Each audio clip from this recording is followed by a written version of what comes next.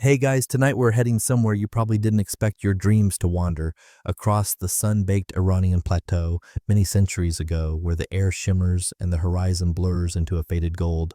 The kind of place where your sandals collect a fine coat of dust after just a few minutes, and where you can practically feel the sunlight trying to write its name across your forehead. The heat isn't just in the air, it hums in the stones, hums in your bones. And somewhere in this relentless summer, someone is quietly plotting to hand you a handful of ice. Yes, ice, here, now, and you probably won't survive this heat long enough to refuse it politely. So, before you get comfortable, take a moment to like the video and subscribe, but only if you genuinely enjoy what I do here. And tell me in the comments where you are right now and what time it is for you. Now dim the lights, maybe turn on a fan for that soft background hum, and let's ease into tonight's journey together. The first thing you notice is the color of the dawn. It isn't soft pink like in postcards. It's a pale amber that seems to have been strained through desert dust, making the sun look like it's already been awake for hours. You pull your scarf closer, not for warmth, but to keep the early grit out of your mouth. The ground here is hard-packed clay, patterned with the kind of cracks you'd expect at the bottom of an empty teacup. Somewhere in the distance, a rooster crows, though he sounds more resigned than enthusiastic, like even he knows what's coming later in the day. Your little village is just stirring. A few figures wrapped in loose cotton robes move slowly between mud brick homes with flat roofs. The air is so still that you can hear the faint swish of water sloshing in goatskin bags 2 streets away. People are already thinking about the heat, how to keep it out, how to trick it, how to survive it. And yet, somewhere in the unremarkable bustle, there's a quiet secret, a promise of coolness, preserved in the most improbable way. Historians still argue whether this practice began out of pure necessity or as a flourish of Persian luxury, but for you right now, it's hard to imagine either. You can feel the sun's fingers climbing higher, turning the chill of early morning into something sharper. A man walks past with a folded reed fan tucked into his sash. He nods as though you're in on the plan. Maybe you are. The smell of baking flatbread drifts from a tandoor pit nearby. Women squat beside it, their hands moving in practiced rhythm, pat, stretch, slap. You think about how this bread will be eaten with goat cheese and dates, maybe with a little syrupy tea, and then the absurd question arrives, how on earth will anyone keep tea cool here? You half expect the answer to be, they don't. Just drink it hot and pretend you like it. And then, almost as if the thought summoned it, a cool breeze brushes your cheek. It's not much, just enough to carry with it the faint scent of something fresh, wet clay, melting frost, and you follow it instinctively. Your path takes you past the low stalls of the bazaar, where baskets of figs and almonds are being uncovered from cloths. Sellers lift their eyebrows at you in that half smile that says they've already guessed you're a stranger. Turning a corner, you see it, not at all what you expected. Rising above the palms like the top of an oversized beehive, a pale dome of mud-plastered brick catches the morning light. It's enormous, easily taller than any house you've seen here, its surface textured with the gentle slope of centuries.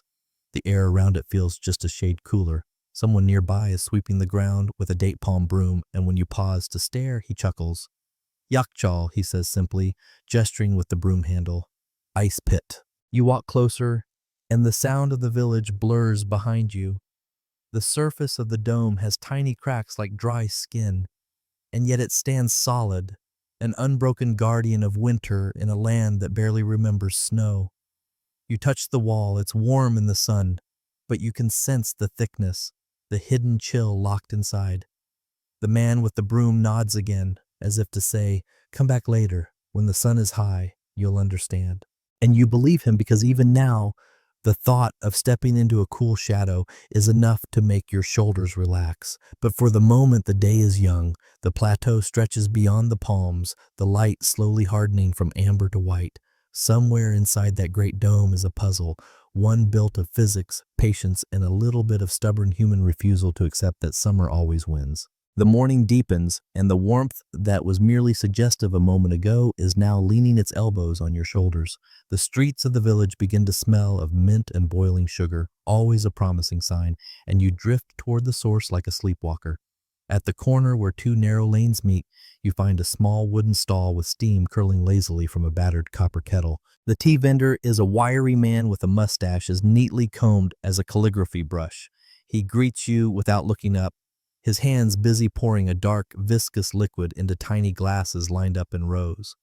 Golabad tea, he says, though you're not sure if that's the name of the brew, the village, or himself.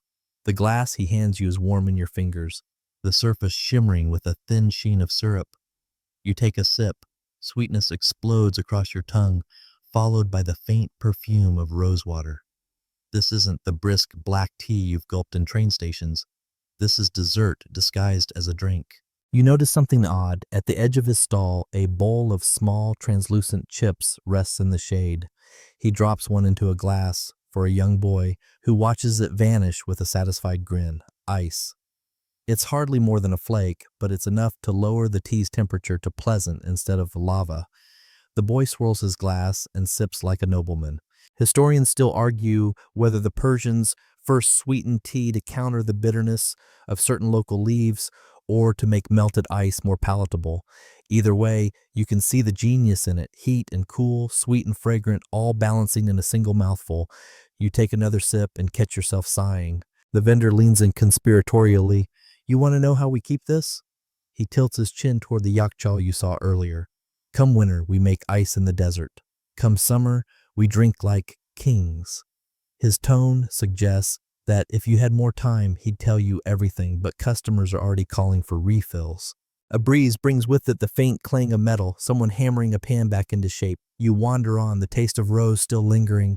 Every doorway you pass seems to be a little different. Some open onto shaded courtyards where fountains gurgle, others onto dim rooms heavy with the smell of spice. In one, a woman fans a wide copper tray covered in green herbs, drying them for what you guess is medicine or seasoning. The sky is shifted from pale gold to a brighter, almost metallic glare. Shadows grow shorter, pressing closer to the bases of walls. You understand now why the villagers move so slowly, not out of laziness, but because rushing in this heat would feel like arguing with the sun. And still, somewhere in the back of your mind, that improbable promise hums, coldness waiting for you. You stop by a shallow basin in the street where a tethered donkey is drinking. The water is warm, not unpleasant, but nowhere near what you'd call refreshing. You imagine the luxury of dropping a single shard of ice into it and watching the ripples carry coolness outward. A ridiculous thought in most of the world. Here, it's the mark of an ancient science. An older man sitting in the shade of a wall watches you.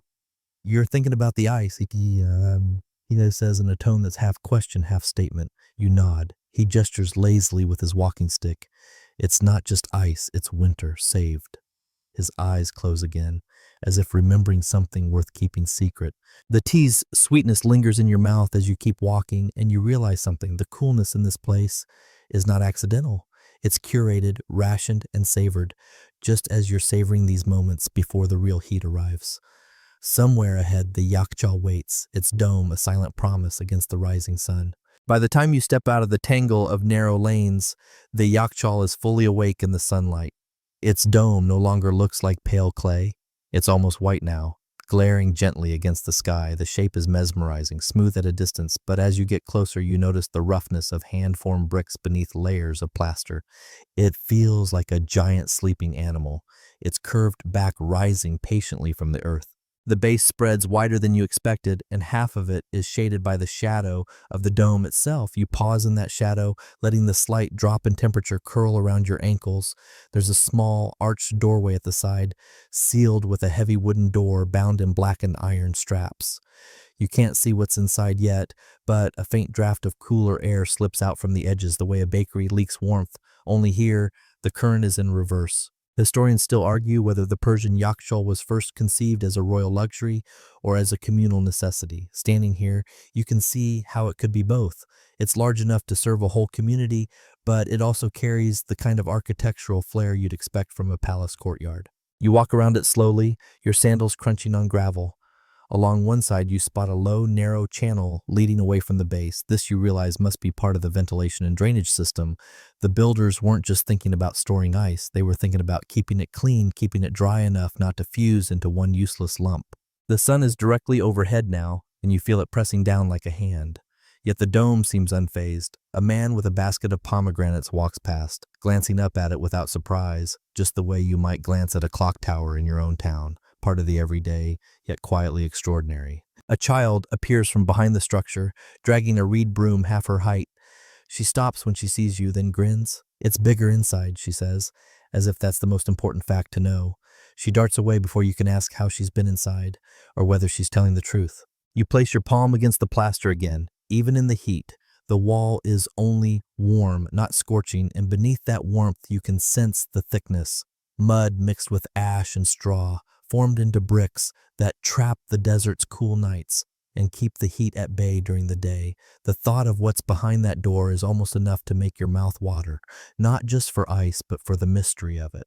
A small group of villagers gather near the front, murmuring to one another.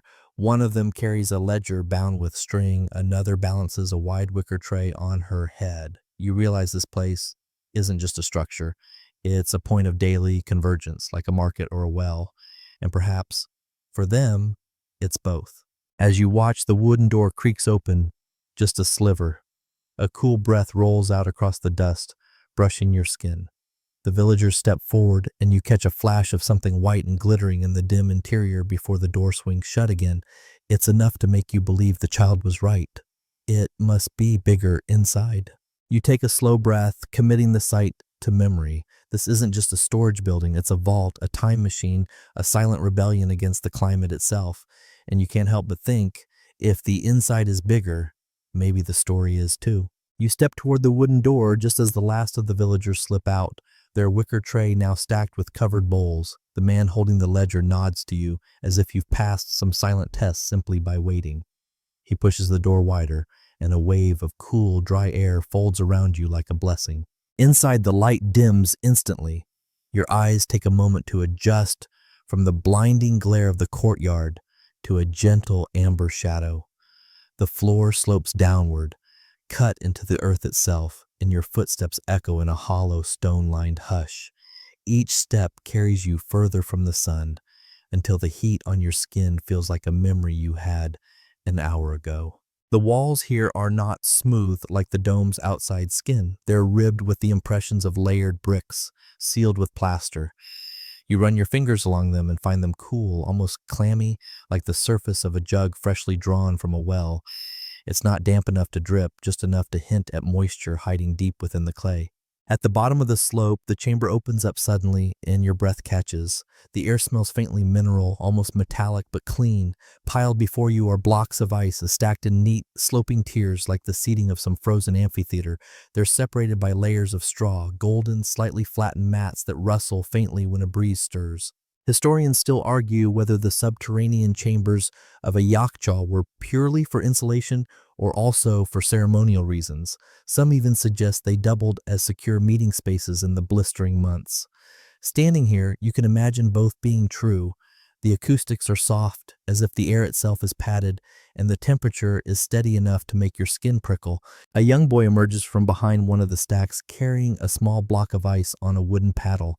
He tips it onto a cloth, wraps it quickly, and heads toward the exit. You follow him with your eyes until he disappears into the sloping tunnel. The sound of the door opening above lets in a brief flash of light, then the hush returns. You crouch beside one stack and notice faint scoring marks on the ice where a chisel or knife has shaved away thin curls. One curl has fallen to the ground, half melted into a tiny puddle. You touch it. It's as cold as you'd expect, yet oddly dense, almost stubborn about melting. Maybe that's the purity of water drawn from mountain melt. Somewhere behind you, a drop of water plinks into a shallow channel carved into the floor. You follow it with your eyes and see how it leads away into darkness, no doubt toward a drainage point. Everything here has a reason, a direction, a patience. For a moment, you just stand there, breathing slowly. You think about how outside the day is probably pressing toward unbearable. Here it might as well be early spring. The thought that people have been doing this for centuries, capturing a season and hiding it underground, makes you grin. It's so human, so wonderfully stubborn, like deciding the sun can't have everything it wants. It's night now, though you can't tell from inside the Yakhchal. You only know because you've been led back out into the courtyard, and the air has shifted from blistering heat to something looser, easier on the lungs. The stars spill overhead in that desert way, bright enough to cast shadows if you squint, and sharp enough that you feel you could pluck one down and tuck it in your pocket. A small group gathers near a series of shallow, rectangular pools just beyond the dome's shadow.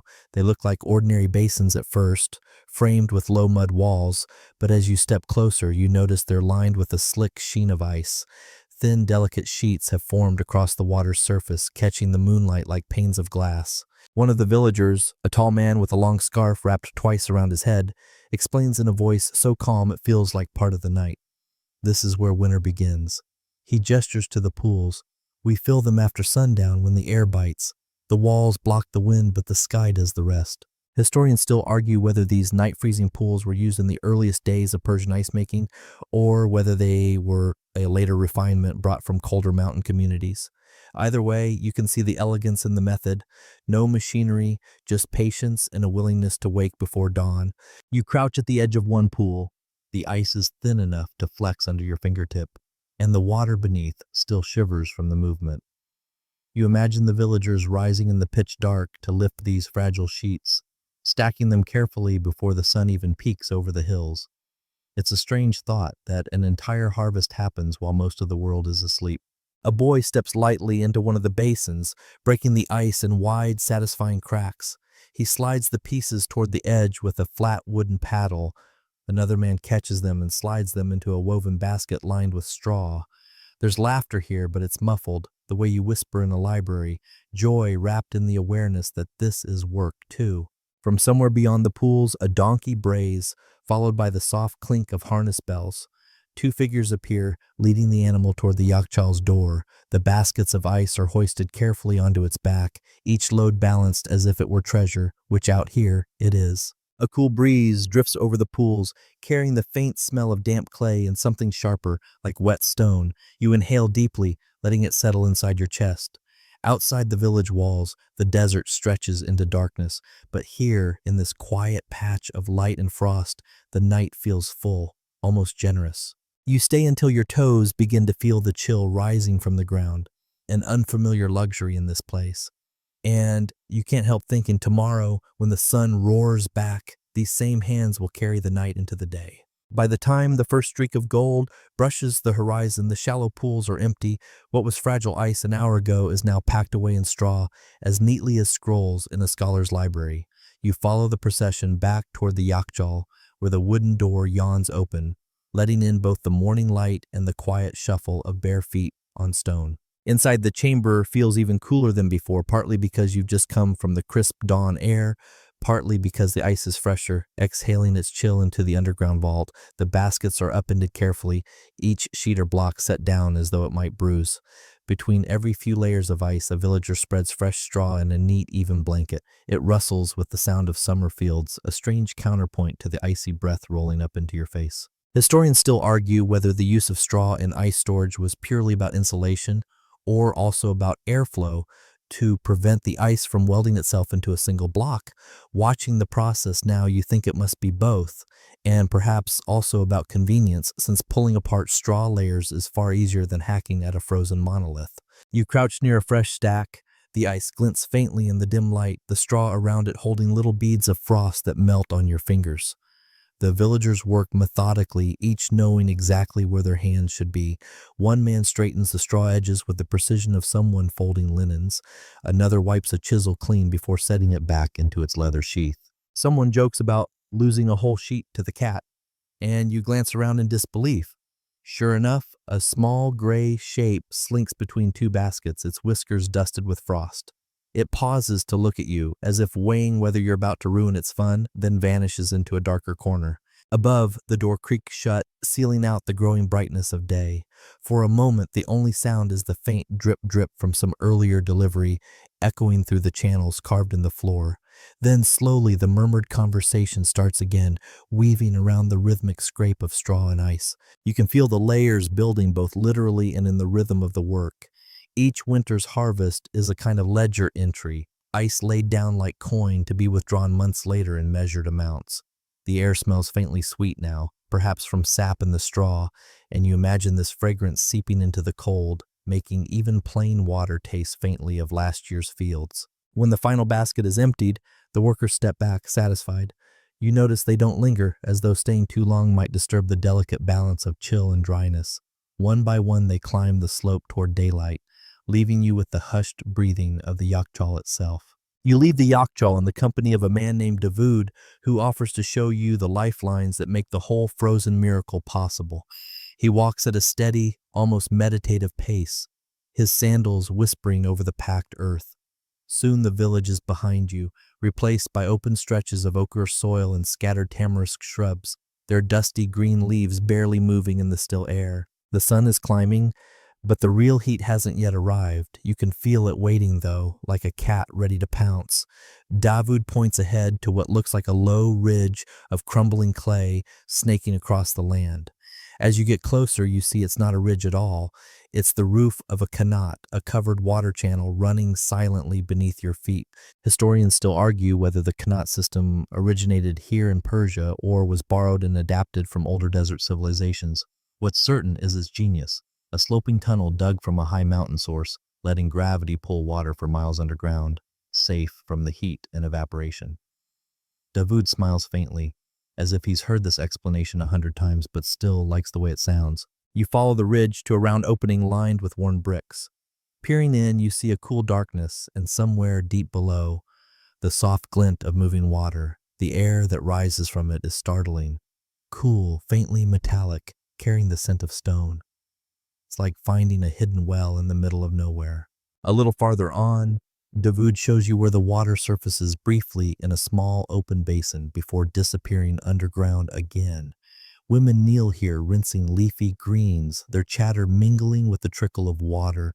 A boy dips a jug in, takes a long swallow, then splashes his face, grinning at the shock of cold. It strikes you how invisible this system is. No roaring aqueducts, no glittering canals, just quiet persistence beneath the soil. The qanat is a secret artery, feeding the village, the gardens, and yes, the Yakhchal itself. Without it, the pools would be dry in winter, the ice a fantasy. You ask Davud how far the tunnel runs. He shrugs. From the mountains, days away. He traces a finger along the horizon where a faint smudge of blue-gray marks distant peaks. There snow falls, here it becomes life. The walk back takes you past a patch of melon vines, their leaves wilting slightly under the strengthening sun. You think about that water traveling silently beneath them, unseen just as it's done for centuries. It's hard not to see it now as a story in itself, one you've been allowed to overhear for a moment. By the time the village walls come back into view, the heat is fully awake. You can almost hear it humming in the air. Somewhere inside the dome of the Yakhchal, winter still waits, fed by the quiet labor of the qanats. The sun is at that angle now where it seems to pin the entire village under a single unblinking gaze. You duck into a shaded lane and find the icekeeper's house, though house feels too modest a word. It's part workshop, part archive, part quiet throne room for a man whose job is to ration winter. The door stands open, and the cool dimness inside is like stepping into a sip of water. The keeper, a thin man with white stubble and eyebrows so long they curl, sits cross-legged beside a low table. On it lies a wide, rolled-up ledger bound in faded red cord. His name is Rahim, and when he looks up, you notice his eyes are the pale blue of glacier ice, not sharp, but softened by years of looking at things most people take for granted. He gestures for you to sit, then unties the cord. The ledger opens with a creak, releasing a faint smell of dust, ink, and something almost sweet, maybe old straw. Each page is ruled into columns with neat headings in Persian script. Some lines are dense with numbers, others with quick notations that look more like private jokes than records. Rahim taps a page and says, "Here, the winter before last. The frost came late, the ice was thin." He flips to another. "Here, the year the qanat ran too warm. We lost 1/3 before midsummer." Historians still argue whether such records were strictly for inventory or if they doubled as a kind of village diary, documenting not just the ice but the fortunes of the community. Listening to Rahim, it's clear the two are inseparable, weather, water, and human moods all frozen together in ink. From a shelf behind him, he pulls a small clay tablet, its edges worn smooth. Etched into it is a crude tally, marks that he says belong to his grandfather's time. "Before the paper ledgers," he says. "We counted in scratches and memory." On another shelf, small bundles of straw are tied with string, each labeled in his looping hand. "Samples," he says, and smiles faintly at your surprise, "to remember the fields." You run your fingers over one bundle. It's dry, almost weightless, but it still smells faintly of sun and grass. As he speaks, Rahim occasionally dips a reed pen into a shallow dish of ink and updates the day's entries. It's done without fuss, but with a steadiness that makes you realize how much trust rests in his hands. One miscount, and a wedding feast might go without its sorbet, or the sick might go without the cooling compress they need. A small brass bell hangs by the door. When it rings, Rahim rolls the ledger closed and tucks it under his arm. "Delivery," he says simply, and you follow him back into the glare toward the Yakhchal. By the time you and Rahim reach the Yakhchal, the air is shimmering with midday heat. A small crowd is gathered outside, all clutching clay bowls or lidded jars. The heavy wooden door swings inward, and a single young man emerges with a tray balanced on his shoulder. On it, like jewels arranged in a merchant's case, are shallow copper dishes, each holding a mound of shaved ice drenched in syrup the color of sunset. The smell reaches you first, floral, spicy, and sweet, like a garden after rain. Rahim takes one dish from the tray and presses it into your hands. "Sharbat," he says, "rosewater and saffron today. For a feast." The ice catches the sunlight in tiny prisms, and for a moment you almost hesitate to disturb it. Then the heat pushes you forward, and you take a spoonful. The cold blooms across your tongue, followed by the slow unfurling of the saffron's warmth. The rosewater's there too, light but insistent, and you realize this isn't just refreshment, it's art. Historians still argue whether early Persian ices were purely for taste or if they were also prized for their medicinal qualities. Some ancient texts suggest certain syrups could strengthen the heart or clear the mind. Standing here, you decide that even if it's only legend, it's a legend worth believing. Nearby, two children are bent over their own bowls, whispering conspiratorially before swapping bites. An older woman fans herself while letting her ice melt just enough to sip it like a drink. A young man in festival clothes balances 3 bowls at once, grinning as he navigates the crowd. Rahim watches it all with a faint smile. "People think we store ice for the heat," he says quietly, "but we also store it for joy." Behind you, another tray emerges, this one with syrups dyed green from mint and pale gold from quince. The colors shimmer like a painter's palette. You notice that everyone lingers with their dish, eating slowly, almost ceremonially, as if aware that each bite is a fragment of winter disappearing in the sun. You finish yours reluctantly, setting the empty copper back on the tray.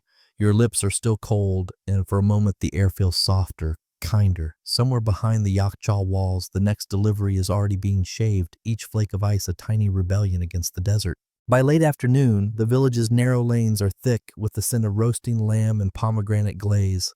You follow a caravan of color and noise toward the central square, where musicians are already tuning their sitars and Comanches. The Shah's steward has arrived, and with him the royal order, ice for the palace. In the middle of the square, a pair of camels kneels, each with padded baskets slung over its sides. The baskets are already lined with thick felt, their open tops waiting for the gleam of ice.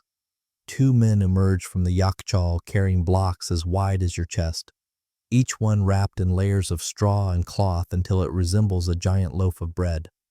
They move with exaggerated care, as if carrying sleeping children. Historians still argue whether royal ice shipments were more about actual comfort for the Shah or the spectacle of displaying such impossible wealth in the middle of summer. Watching the scene now, you suspect both, comfort for the ruler, awe for everyone else. The villagers certainly seem to be enjoying the show, their conversations buzzing with theories about which feast or festival the ice will crown. One young boy leans close to you and whispers, "They put it in sherbets with crushed pearls." You don't know if he's telling the truth or spinning a tale for your benefit, but you like the image enough to believe it for a moment. As each block is loaded, the steward makes a note on a scroll, sealing the entry with a small stamp. Then the camel drivers cinch the covers tight, layering another wrap of felt and leather until the baskets are snug and shapeless. You can see how this ice might last the long road to the city, more than a day away, if the weather's merciful. A drummer strikes up a slow rhythm and the camels rise, groaning softly. The procession starts toward the gate, moving at a deliberate pace that speaks of endurance rather than speed. You watch them disappear into the wavering heat beyond the walls, a trail of dust curling up behind them. Somewhere ahead lies the palace, where the Shah will dip a silver spoon into a dish that began as a frozen pool under a Persian moon. Rahim, standing beside you, murmurs, "They'll tell him it came from the mountains. Let him keep his dream." You glance at him, but he's already turning back toward the Yakhchal, where the next task awaits. With the royal caravan gone, the square returns to its usual rhythm, traders haggling, women carrying baskets, and the lazy thump of a goat's hooves on the packed earth. The Yakhchal's door stays shut for a while, but its presence seems to hum through the village. Even the children seem aware of it, their games subtly drawn toward its shadow. You find a knot of boys crouched at the far end of a shaded alley. They're bent over the ground with the kind of focus usually reserved for catching insects or hiding stolen fruit. One of them glances up, grins, and waves you closer. On the hard clay between them, a small, perfect chip of ice gleams in the dust like a misplaced gemstone. It's a game, they explain in quick, overlapping bursts, slide the ice along the alley's smooth groove without letting it melt completely. Each player takes turns pushing it with the flat of their palm, sending it gliding toward a chalk line scratched into the ground. Too much force and it skids off into the grit. Too little and it stops short. The winner is whoever gets it closest to the line without breaking it apart. Historians still argue whether such uses of ice were tolerated indulgences or subtle lessons about scarcity. The villagers seem divided on the subject too. An older woman passes by, muttering about waste, while a man leaning in a doorway just smiles and shakes his head. The boys keep playing, laughing as the ice chip shrinks under their fingertips. You notice they occasionally cup their hands to catch the meltwater and splash it on their faces, small victories against the heat. One boy, clearly the champion, manages to slide the piece so close to the chalk line that it tips over like a coin and lands right on it. His friends howl in protest, but there's admiration in it too. When the final sliver is gone, they scatter, leaving only the faint chalk mark as evidence. You stand for a moment in the quiet, thinking about how many ways humans have found to make a fleeting thing last, if not in time, then at least in memory. A faint breeze stirs the dust, carrying with it the cool echo of the Yakhchal. Somewhere inside, more ice waits, unaware of the small competitions it inspires outside. By the time the sun tilts westward, the bazaar is thick with the smell of cumin, fresh bread, and a faint tang of drying dates. You weave between stalls draped in patterned cloth, the air alive with the clink of coins and the sing-song cadence of bargaining. Here, value isn't fixed. It wavers like heat above the road, bending to whoever has the sharpest tongue or the heaviest purse. You stop at a spice merchant's stand just as two men begin an unusually tense exchange. On the counter between them sits not a bundle of saffron or a sack of almonds, but a small, sweating block of ice resting in a copper tray. Even in the shade, beads of water run down its sides, pooling beneath it like a guilty secret. The buyer, a burly date farmer, leans in and says something about a wedding feast tomorrow. The seller, slim, with a neatly wrapped turban, folds his arms and counters with a price that makes the surrounding merchants glance up in interest. You get the sense this isn't just a transaction, it's a performance. Historians still argue whether ice in desert markets was more status symbol than commodity, or if it truly held consistent practical value. Watching this, you can see both at play. The farmer needs it, the seller knows it, and every extra coin is a measure of pride as much as necessity. The haggling swings back and forth, punctuated by theatrical sighs and a few muttered asides meant to sway the onlookers. At one point, the seller dips a ladle into a covered jar and pours a trickle of mint syrup over the ice, letting the aroma drift into the warm air like bait. The farmer's eyes narrow, but you can tell he's imagining the cool to drink at his daughter's celebration. At last, the farmer slaps a small pouch of coins onto the counter. The seller nods with a smile that says he could have gone higher, but chose not to. Whether out of mercy or strategy, you can't tell. The ice is wrapped swiftly in layers of cloth, handed over like a royal gift, and the farmer disappears into the crowd. The stall returns to selling spices as if nothing unusual happened. But you know the quiet truth. Somewhere tomorrow, guests will lift chilled cups in the middle of the desert, and they'll talk about it for years. The first day of the heat wave arrives like a drumbeat you feel in your teeth. By mid-morning, the light is so white it seems to bleach the edges off buildings, and even the goats look offended. You pull your scarf higher against the glare and head for the Yakhchal, because if there's any place in the village where sanity still clings to the walls, it's under that dome. The air outside is the kind of hot that makes you rethink your relationship with surfaces. Every step feels like testing a stove. Rahim is already there, standing in the dome's shade with his ledger tucked under one arm. He's squinting, not from age this time, but from arithmetic. A few villagers hover nearby with empty jars, trying to look casual and failing. The wooden door opens, and a puff of cool breath escapes, but even that feels thinner than it did yesterday, like the dome is sighing more than exhaling. Inside, the temperature is still kind by ordinary standards, but you sense the change, the way you sense a storm coming, subtly in your skin. The straw smells slightly damp instead of crisp. A slow, persistent drip ticks through the floor channels like a too loud clock. You glance at the stacks and notice the angles.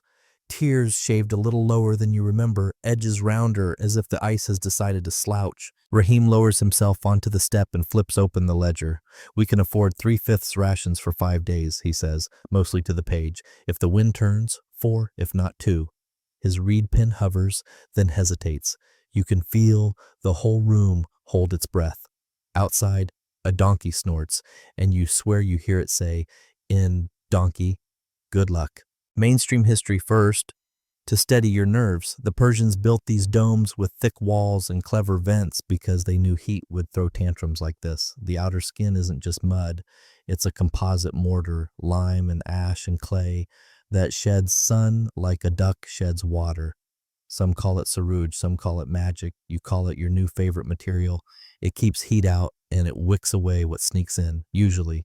Today, the sun is writing op-eds about exceptions. Raheem calls for the door to be closed earlier than usual, to keep stray heat from wandering in. Then he announces the first desperate measure. The straw will be turned more frequently so moisture doesn't linger and invite mischief.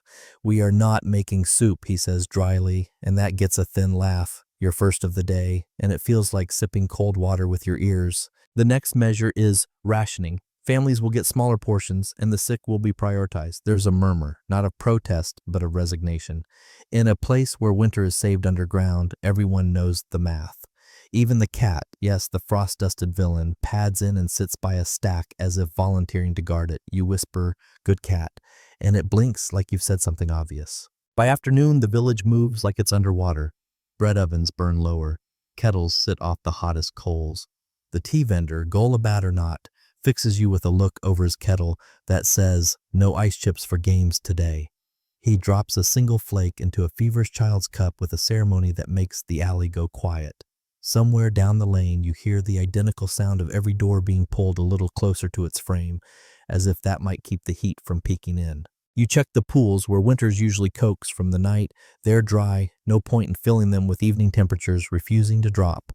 The heat wave has hijacked the daily script, and all you can do is rewrite margins. You help Davood hang reed mats on the sunward side of the dome, a patchwork of shade that looks like a theatrical costume for a very patient whale. He sprinkles water on the mats just enough to encourage evaporation. The breeze that slips through feels a shade cooler, like a promise cleared its throat. Small things, he says. Small helps. Back inside the Yakhchal, Raheem tests the air the way a baker tests dough. A press of his palm against the wall, a sniff at the straw, a squint into the seams where the dome meets the floor. He orders one of the upper vents partly shuttered to slow airflow.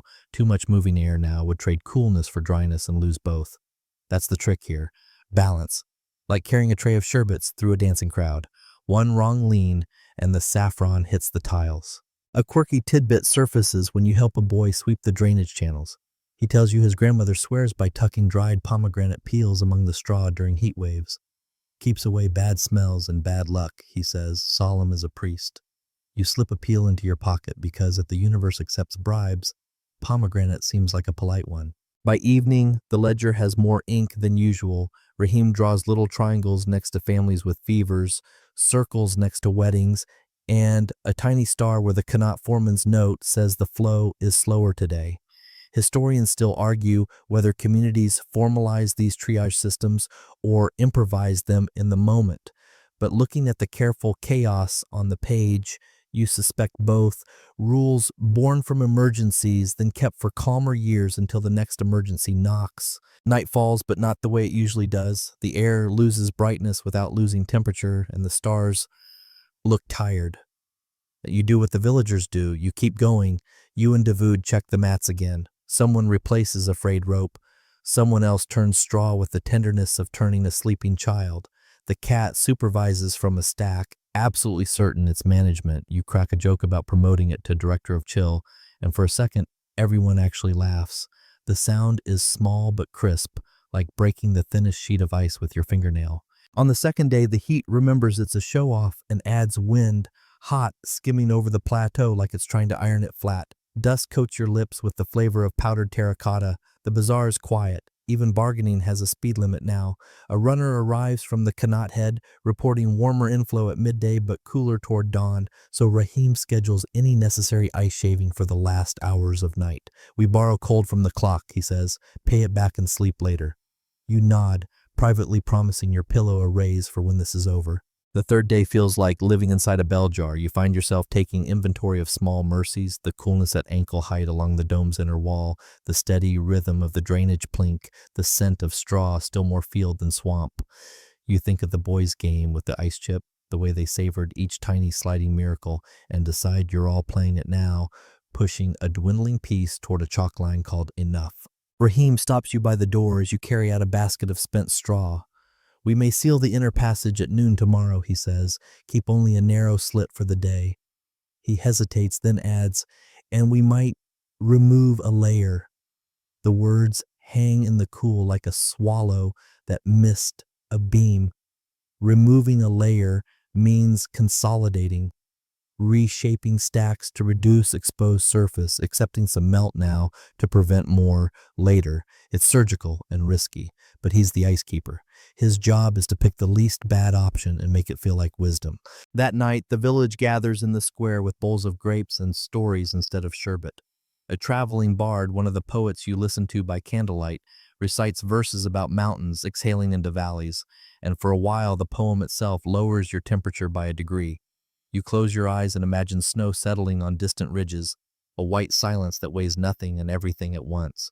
When you open them, you swear the stars look brighter, as if the sky just refilled its own Yakhchal. On the fourth dawn, a bird lands on the dome's highest curve and shakes out its wings. The air kisses your cheeks with something you haven't felt in days. A hint, just a hint, of cool. You don't cheer, that would scare it away. You simply breathe deeper, and the breath returns the favor. Inside the straw is back to crisp whispers, the drip softer, the ice sharp-edged again. Rahim taps his ledger twice, a tiny drum roll for cautious hope. You let your hand rest on the wall. It's still warm from the rising sun, but underneath is that stubborn, patient cold, the kind that survives heat waves and arithmetic and the occasional supervising cat. You can almost hear the dome tell you, with a dry chuckle, that winter was never gone. It was just thinking. With the heat wave broken, the village exhales in ways you didn't realize it had been holding its breath.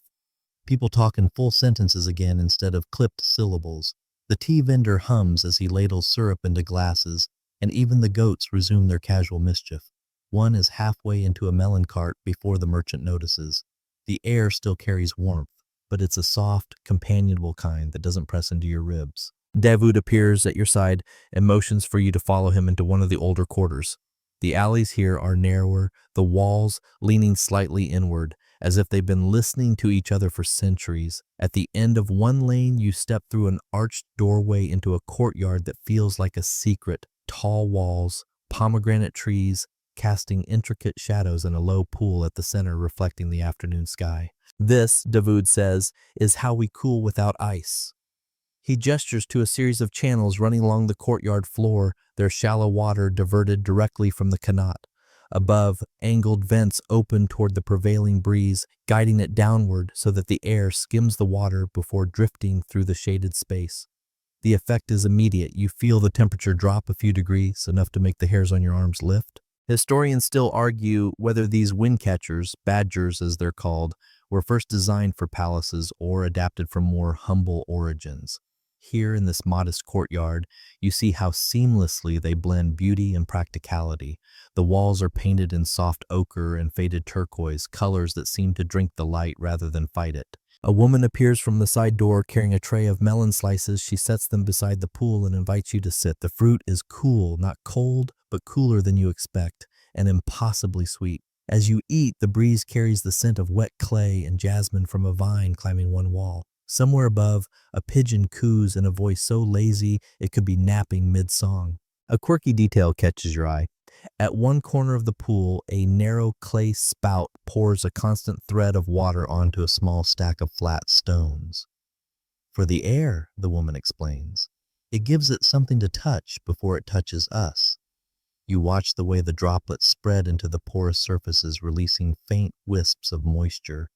It's the architectural equivalent of perfuming the air with coolness. You lean back against the wall, letting your gaze wander to the latticework above one doorway.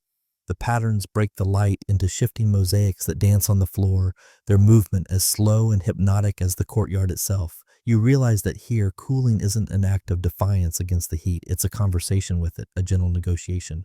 By the time you leave, the sun has dipped lower, painting the walls in long shadows. Outside the courtyard, the air feels warmer again, but you carry a pocket of that cool with you, tucked somewhere between your ribs and your memory. That evening, the village square shifts into something softer. Lamps are lit one by one, their light spilling onto cobblestones and warm puddles. Merchants close their stalls, children are called in for supper, and a small crowd begins to gather near the fountain at the center.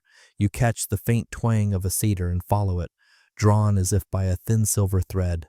3 traveling bards sit cross-legged on woven mats, their instruments resting across their knees. One plucks a slow, lilting melody, while another adjusts a copper oil lamp so the flame catches his face. The third, an older man with a beard streaked white like snow on dark rock, clears his throat and begins to speak.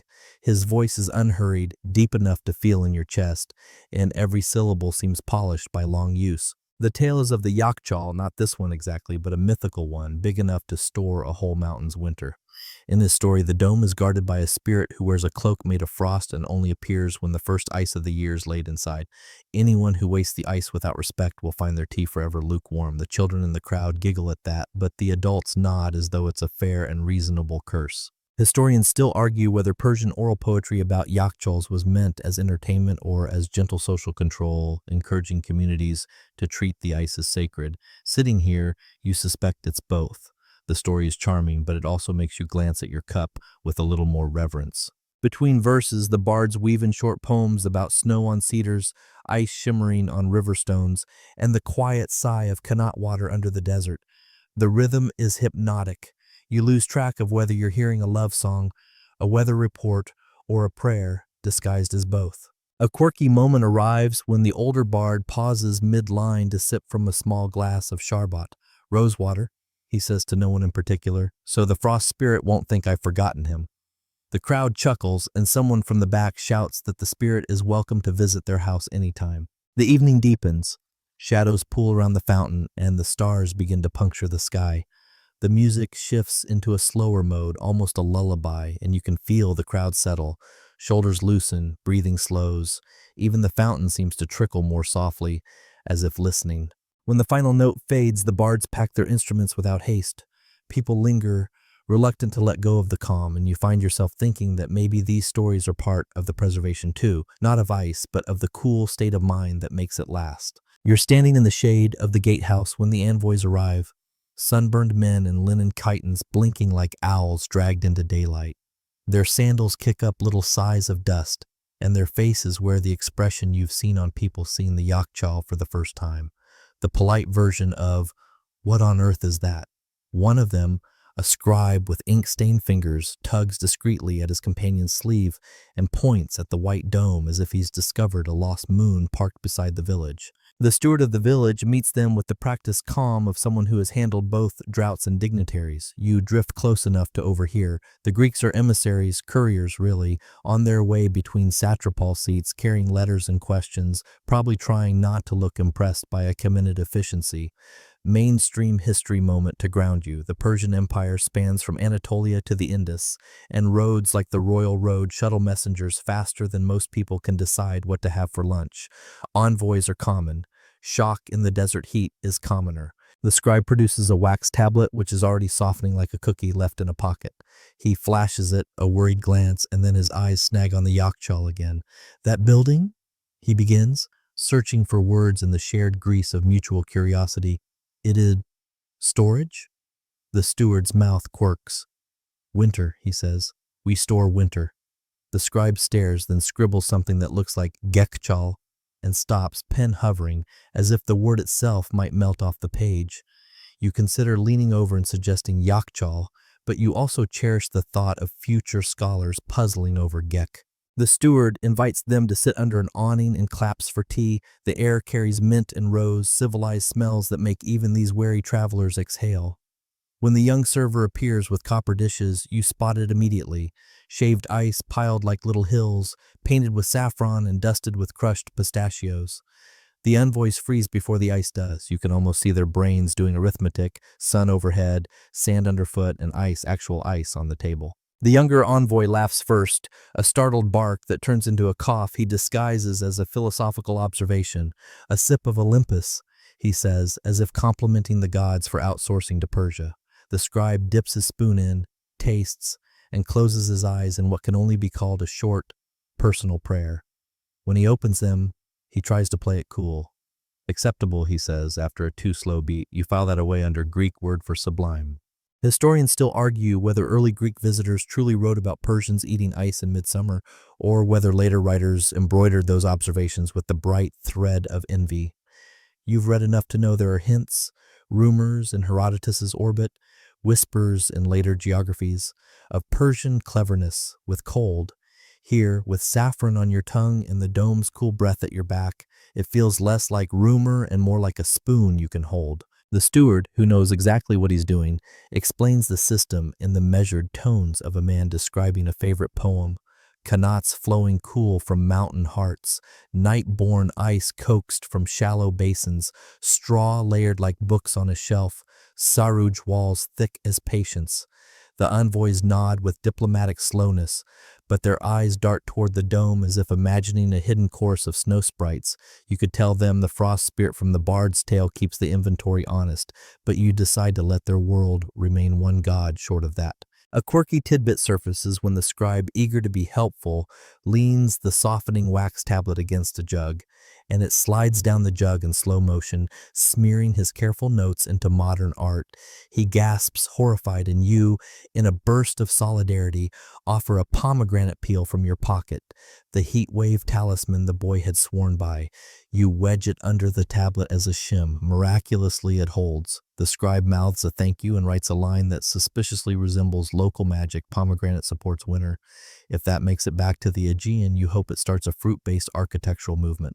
The conversation flows. The envoys are doing the dance of diplomacy, politely nosy, broadly admiring, clearly calculating. They ask about the royal caravans. Surely not every satrap's town has a dome for winter. The steward allows that the finest domes stand where qanats run sweetest and walls were funded handsomely, but he adds with a small smile that winter can be stored many ways. In ice, yes, and also in courtyards where wind meets water, in shaded rooms where reeds hang damp, and in minds that remember to move slowly. The older envoy nods like a man pocketing a proverb.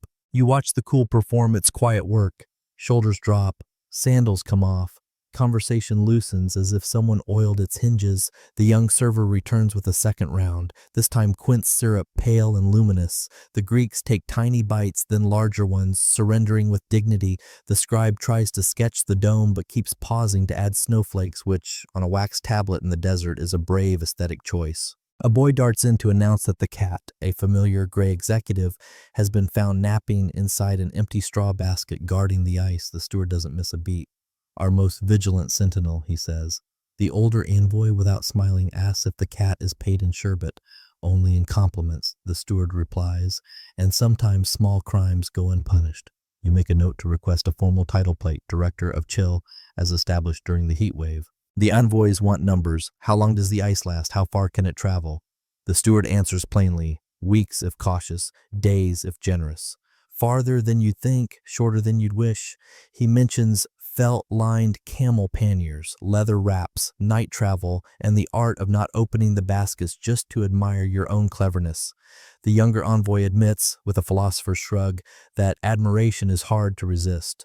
We once shipped olive oil and drank half of it at the first camp, he confesses, for quality assurance. You respond, solemnly, that quality must be assured. He grins, busted by a stranger who isn't really a stranger anymore.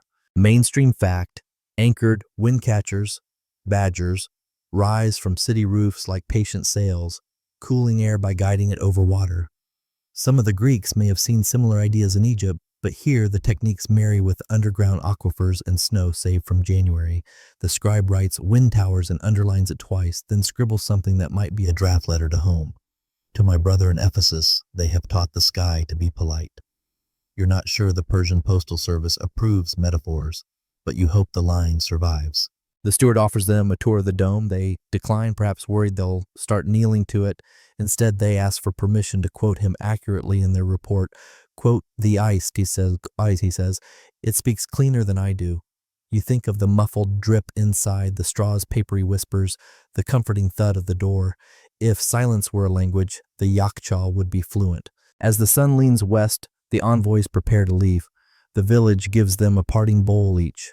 One rose, one mint, tucked under felt covers like small edible secrets. They bow with genuine gratitude. The younger one hesitates, then blurts, "Do you do weddings with this?" The steward's smile widens. "We do everything with this," he says. "We survive with this. We celebrate with this. Sometimes we even negotiate with this." The envoys nod, understanding the lesson that maps don't show. In an empire of roads, cold can be a language too.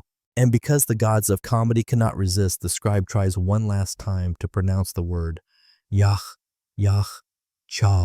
he says carefully, as if stepping across a stream on wobbly stones. Perfect, you assure him.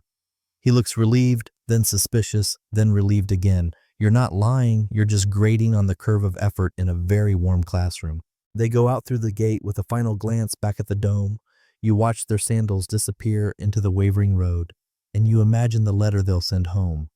Of deserts that eat wax, of courtyards that drink wind, of Persians who store winter and spoon it out with saffron.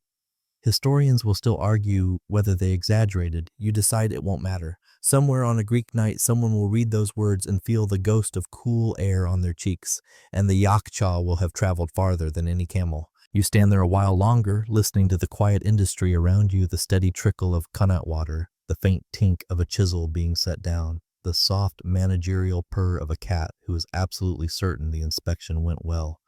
The dome's shadow stretches towards you like a long sip of relief. You step into it, and the day unclenches. Winter saved has worked another small diplomacy.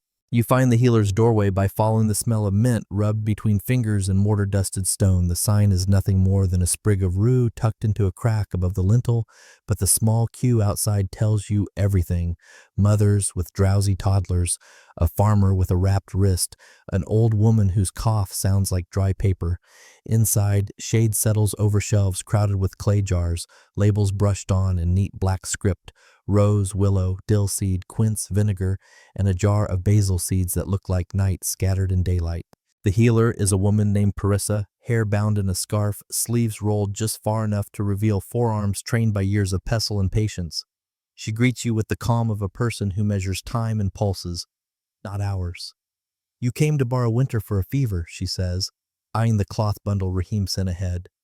You loosen it to reveal a loaf of straw-wrapped ice sweating like a nervous guest. The cat, your gray executive, ghosts in behind you and settles beneath the coolest shelf, clearly on duty. You whisper, "Director of Chill," and it accepts the promotion with a blink. Persia works in circles rather than straight lines. She sets a copper bowl on the table, lines it with a clean cloth, and crushes fresh mint and a petal of rose with a pinch of salt. "For the scent and the spirit," she says, with a smile that admits both science and theater. A careful tap of her chisel and the ice answers in bright notes. She folds the shards into the cloth, turns the corners, and ties a tidy knot. The compress looks like a dumpling you'd whisper to, not eat. Mainstream history first, so the room steadies.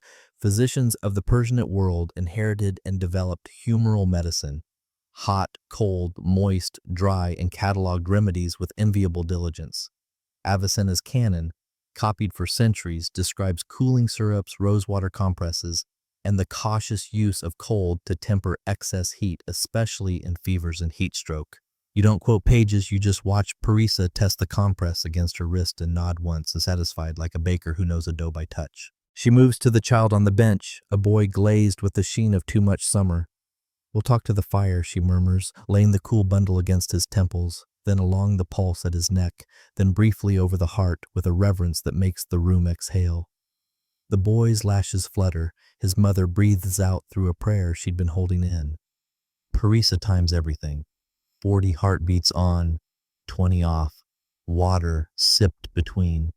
The qanat's patience borrowed and poured into a body. Historians still argue whether ice was common in the medical kits of desert towns or a luxury reserved for courts and catastrophes. Ledger logic says rationing, poetry says mercy. Today, Rahim's tiny triangle beside the family's name has escorted winter into this room, and no one protests. The heat wave taught the village to spend its cool like a miser and a saint at once. The room smells exquisite, mint bruised into brightness, rose lifting like a memory, vinegar edging the air. Parisa mixes a draft. Second Jabin, honey and vinegar brought together like two stubborn cousins and thinned with cold Kanat water, then a whisper of cucumber. For thirst that refuses plain water, she says. The boy sips and blinks. You take a ceremonial taste and feel your mouth become a shaded courtyard. If sherbet is celebration, this is negotiation, with the body, with the day. A quirky tidbit breezes in with an old shepherd who swears by tucking basil seeds, those tiny black pearls, into water until they bloom into trembling orbs, then swallowing them to anchor the cool in the belly. Parisa raises a single eyebrow but lets him have his ritual. The seeds are harmless and oddly satisfying, like drinking a jelly made of patient stars. She tosses a few into his cup, and you catch the faintest smile she tries to hide. Between patients, Parisa shows you her notes. Thin sheets covered in tidy lines, dosages, pulses during heat, pulses during wind, a column marked with the symbol she uses for rest and shade, another for avoid the oven, which you suspect includes bread and temper alike. She taps the ice loaf. A cold is a tool, she says, not a dare. You grin, thinking of the boys' alley game and your own temptation to park your face in the straw. A farmer arrives with sunstroke, cheeks too bright, breath too fast. Parisa seats him low to the floor, feet in a basin, knees wetted with a cloth. She powders a little willow bark into his second jabin. History, cross-pollinating, Greek and Persian knowledge braided into a rope strong enough to pull a fever downhill. Mainstream fact tucked gently here.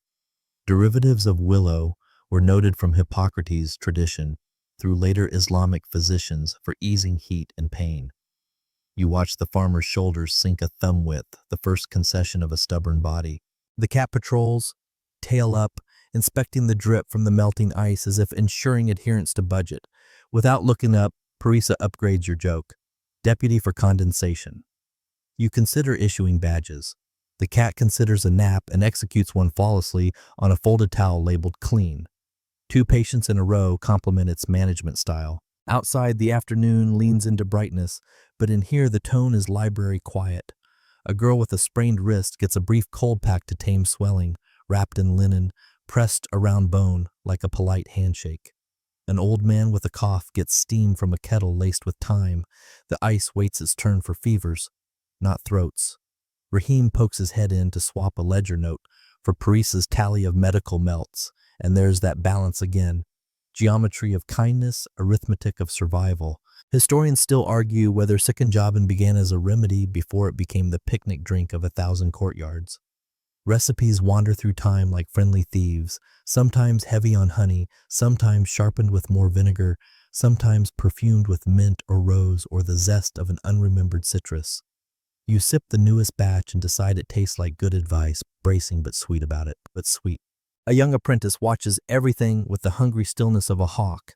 Parisa has him count pulses and sketch the shape of a fever's rise and fall, as if illness is a mountain you can map. When the boy fumbles a knot on the compress, she doesn't scold. She unties it and has him tie it again, until the fabric remembers how to help. We cool the head, she tells him, but we warm the feet, bring the heat down, make it choose a doorway and leave. Late in the afternoon, a debate drifts in with the same harmless insistence as dust. An uncle declares that cold on a fever will trap the heat inside. A neighbor counters that heat has to be reasoned with like a mule, not tackled like a champion wrestler. Parisa listens, patient as a shade tree, and then answers the only way that matters, by showing the child's cooler skin, the steadier pulse, the unfurrowed brow. We don't fight, she says, dabbing away a bead of meltwater. We persuade. You step outside to fetch more straw and pause in the doorway, struck by the light. The sky is the color of a pomegranate seed held to the sun. In the alley, the tea vendor tilts his kettle to catch the last shadow. Someone laughs. Someone sings a line from last night's poem about wind teaching the sky to be polite. You think again of the Greek envoys. of their softening wax tablet propped up with a peel and wonder what they'll write about medicine that tastes like sherbet and logic. Back inside, Parisa tucks the remaining ice deeper into its straw wrap and stitches the bundle shut with cord. Enough for tonight, she says. Let winter sleep. She writes a final note, 2 triangles for 2 fevers improved, and tucks a sprig of mint as a page marker, a small green flag planted on the map of a day that could have gone worse and chose not to. As you leave, the cat opens one eye, verifies that standards were met, and closes it again with bureaucratic contentment. You breathe the room's cool into your lungs as if it were advice you could store. Step back into the evening's warm hand and feel strangely fortified, like someone taught you a quiet spell that requires only straw, patience, and a compress tied like a dumpling. By late afternoon, the square begins to ripple with a different kind of heat, the warm hush of expectation. Lamps are strung on cords like low constellations, and someone has dragged a long cedar table beneath the tamarisk trees. You feel it as soon as the first bowl appears. The festival of frost is less a party than a collective sigh, everyone letting their shoulders drop at the same time. Rahim arrives with the ledger tucked under his arm, which would kill the mood if he didn't also carry a tray of glistening fruit beaded with tiny droplets. Audited abundance, he says dryly, and even the cat approves from a dignified perch on a folded carpet. The evening opens with music, just a pulse at first, frame drums like steady hearts, then the slow threading in of sitar and flute, notes coiling through the lanes like cool air. Women spread cloths patterned with pomegranates and cypresses. Children set jugs of Qanat water in the shade of the fountain.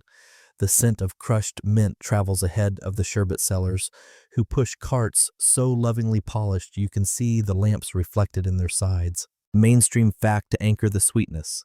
Long before sorbet had European manners, Persian sharbat flowed through the region, syrups of fruit, flour, and herb poured over snow or chipped ice, celebrated at feasts and courtyards from Shiraz to Rai. Tonight the syrups glow in bowls like stained glass, quince gold, sour cherry garnet, rose a shy pink, and you realize the village is about to do something very old, share winter with a spoon. Rahim clears his throat, and the bards from 2 nights ago step forward, this time grinning like conspirators. They promise songs older than the Qanats, which earns a stage-whispered impossible from Davood. He is shushed with affectionate disrespect. Historians still argue whether these festival verses predate the first great tunnels or whether the lines merely wear antique shoes. Either way, the melodies feel ageless, and the words do that clever Persian thing where a line about melting ice turns halfway through into a line about a heart learning to travel lighter. The first dish, passed down the table, is a shallow copper pan lined with shaved ice and crowned with apricots. Someone has stoned the fruit and filled each with crushed pistachio and a dot of honey, turning the halves into tiny suns with green centers. You bite one and taste every season at once. Winter's breath, spring's bloom, summer's apricot, autumn's nut. A child beside you announces solemnly that he can now speak to snow. You tell him to ask for a polite winter. He nods businesslike. Joke one. You suggest he join the diplomatic corps and negotiate with July. Across the square, a pair of teenagers operates a hand-crank grinder that turns ice into silk. They work in shifts, laughing as the blades squeal and the shavings fall like quiet rain. A grandmother flicks rose water from her fingertips onto the pile, and a perfume mist lifts as if the ice were sighing. A quirky tidbit wanders by in the form of an old man wearing a sash covered in tin tokens stamped with pears, grapes, and little fish. He tells you that families once checked their fruit into communal cool storage with stamped seals. No confusion, no my quince is your quince, and he keeps the old markers as good luck charms. He taps the one shaped like a fish. For swimming through hot days, he says, and winks. Someone lights a shallow clay dish filled with salt and cotton wicks, the flame painting the air in a clean, beachy smell. That's when the ice lanterns arrive, clear blocks with hollowed centers, each holding a lamp. The glow slides through the ice and spills onto the ground in puddles of cold light. Children trail their fingers in the light as if it were water. Even the cat pauses, haloed and momentarily exalted, before pretending it meant to stand in the spotlight all along. Joke two, you whisper, all hail the director of Chill, and a very small bow is performed without admitting it was a bow. Between songs, trays orbit, Bowls of basil seed drink tremble like constellations learning choreography. Slices of melon go out layered with a dusting of ground sumac, tart, purple, and somehow cooler than its color. Someone brings a pan of early faluti, thin rice noodles tangled with syrup and ice, a Shirazi specialty claimed by every auntie within earshot. Historians still argue whether faluti's earliest form was born in palatial kitchens or market alleys. The aunts argue with more authority and far livelier hand gestures. You take a spoonful and decide the matter is delicious from all angles. The bards lean into a hymn for the Connaught builders, the diggers who followed plumb bobs and stars, listen for the whisper of water and stitched mountains to villages with underground thread. The crowd hums the refrain, low and steady. You feel it in your ribs like a quietly tuned drum. A teenager adds improvised lines about wind catchers and reed mats, and the elders pretend to be scandalized by innovation, which is to say, they look proud and nostalgic at the same time. At the far end of the square, Parisa the healer stations a bowl of ice wrapped in cloth with a little sign in tidy script, for pulses not noses. It's festival night, but the rules of kind cooling still apply. She spoons Sikanjabin into cups and lifts a brow at anyone tempted to test it 5 times. You test it once and swear you can hear your temperature lower its voice. Joke 3 lands on your tongue when you mutter that the drink tastes like common sense with a mint sprig, and Parisa passing by murmurs, "Bottle that." There's always a moment when the square's noise softens into one stitched sound. Lamps flicker, a breeze remembers its manners. The fountain's arc seems to curve a little higher, gleaming like a piece of the moon deciding to practice.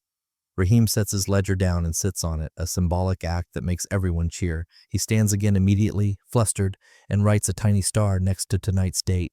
"For memory," he says to you half shy, "the kind that keeps." A circle forms for the old circle dance. Steps as modest as nods, hands linked lightly, feet brushing dust. You step in and discover that the pattern is forgiving. If you hesitate, the person to your left catches your rhythm with a small squeeze. The person to your right leans just enough to carry you to the next beat. The bards sing a verse about the frost spirit, checking the ledger and stamping it with a snowflake. The children howl with delight, and someone drifts past with a tray of grape leaves wrapped around rice, cool as midnight. Mainstream note tucked between laughter. Persian festivals have long braided poetry, food, and seasonal rites. Nowruz in spring, Turgan's water games in early summer, and local feasts that don't make calendars but make communities. This one isn't imperial, it's particular. The dates come from your own palms, the ice from your own pool, the songs from the mouth of a neighbor you bought almonds from yesterday. As night deepens, you notice small kindnesses passing like coins. A chip of ice saved for a grandmother's tea, a second ladle of syrup slipped into a child's bowl, a lantern tilted so its glow reaches the steps where a shy couple sits. Davoud presses a stamped tin token, the fish, into your hand. "For swimming," he says, "in case tomorrow remembers it is August." You tuck it next to the pomegranate peel in your pocket, a charm bracelet of weather. When the last song curls upward and fades, the square doesn't empty so much as settle. People speak more softly, walking home in 2s and 3s. Bowls returned, strings of lamps gently dimmed. The cat conducts a final inspection of the ice lanterns and approves their gradual surrender to the warm night. You help lift 1 block to the fountain. It hisses politely, then becomes the kind of water everyone shares. You stand with Rahim at the edge of the square. He closes the ledger, wraps the cord, and smiles without teeth. "We stored winter," he says, "and we spent some." Your tongue still tastes of apricot and rose. Your shoulders feel as if someone smoothed them with a cool hand. The festival did what the Yakhchal always does on a smaller scale. It gathered whatever coolness could be found, ice, wind, water, song, and asked the night to help you remember how to rest. The wind comes in before dawn, wrong in every way. It's too warm, too heavy, and it moves like someone late for an argument, fast enough to rattle the date palms, impatient enough to knock the shutters against the walls. You step outside into air that feels like it has been boiled and poured over the village. Even the stars look blurred, smeared by a thin film of heat. By the time you reach the Yakhchal, the smell tells you first. The straw has a damp sweetness that doesn't belong, like bread just starting to sour. Rahim is already at the door, ledger under his arm, his jaw set in a way that means bad news is about to have bullet points. "We've lost part of the top layer," he says without preamble. The cat, director of Chill, pokes its head out as if to confirm the report, then disappears back inside with the brisk efficiency of a deputy surveying a crime scene. Inside, the damage is obvious. The upper tiers of ice look slouched, their neat edges rounded off. Puddles glisten in the channels, running more quickly than you've ever seen. One block has collapsed entirely, leaning against its neighbor in a posture of defeat. A slow drip from the dome's highest curve falls directly onto the straw below, darkening it like ink bleeding into parchment. Historians still argue whether such freak thaws were rare or simply under-recorded, but standing here, you feel the fragility of every carefully stored season. A single wind from the south can undo months of night harvest. Rahim calls for an emergency turn of the straw, faster, sharper, working from the top down. Everyone moves as if the heat is a clock counting down. Straw is pulled and shaken, wet sections discarded and replaced from the bundles stacked in the corner. The air fills with a sharp green scent, the fragrance of fields far away from this trouble. Davoud climbs the ladder to inspect the vent at the crown. "It's pulling air the wrong way," he calls down, voice muffled. "We're drawing warmth in." He adjusts the shutters with a practiced shove, then hangs a damp reed mat just inside to force the incoming air to cool before it reaches the stacks. A quirky tidbit surfaces from one of the older workers. She remembers a year when they burned dried citrus peels in a small brazier near the vent to mask the smell of melting ice. "Made the whole dome smell like winter and weddings," she says, tucking a few peels into her sash now. "For luck." You recognize the move. It's the same superstitious thread as your pomegranate peel. A charm against something bigger than you. Mainstream fact woven through the urgency, Yakhchals were engineered with slope-sided walls, not just for stability, but to minimize the sun's angle of attack. The Saruj mortar's pale surface reflects light, while its thickness slows heat transfer to a crawl. But wind like this doesn't knock politely. It finds seams, slips under doors, turns every gap into an invitation. The workers decide to consolidate. 2 smaller stacks are broken down, their blocks moved inward to the thickest, coldest part of the chamber. It means sacrificing some ice now. Any softened block is chipped and taken for immediate use, but it saves the integrity of the rest. Rahim marks the melt in his ledger with a small black square, a symbol that seems to weigh more than ink should. Outside, the village feels on edge. The tea vendor serves his brew hotter than usual, muttering about the bad wind. Parisa keeps her door open, ready for patients dizzy from the heat. The boys' ice-sliding game is absent from the alleys. Even they know there's nothing to spare for play. By late afternoon, the wind has slowed, its temper spent. You step back into the Yakhchal and find the air steadier, the smell clean again. The cat sits on a reclaimed block, tail curled neatly around its paws, as if presenting you with proof that order has been restored. Rahim exhales, a sound halfway between relief and a sigh you save for ledger days. "We lost some of," he says, "but we kept more."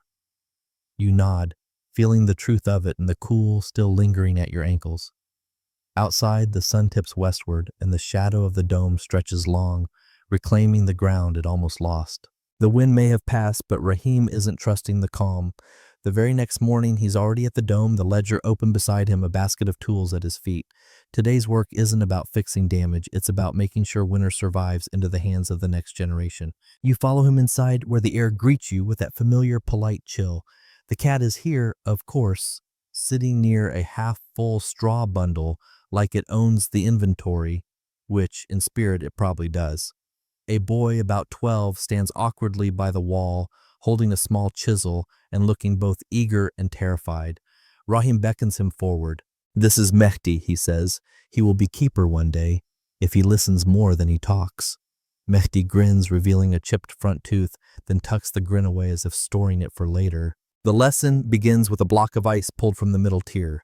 Rahim shows him how to test it, pressing a palm flat against its surface, listening for the creak of strain, feeling for the skin-tight bite of true cold. "This," he says, "is good ice. This we keep." He moves to a softer slouched block and chips away at its edge. "This we use today.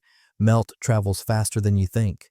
Historians still argue whether the icekeeper's role was hereditary or appointed by elders.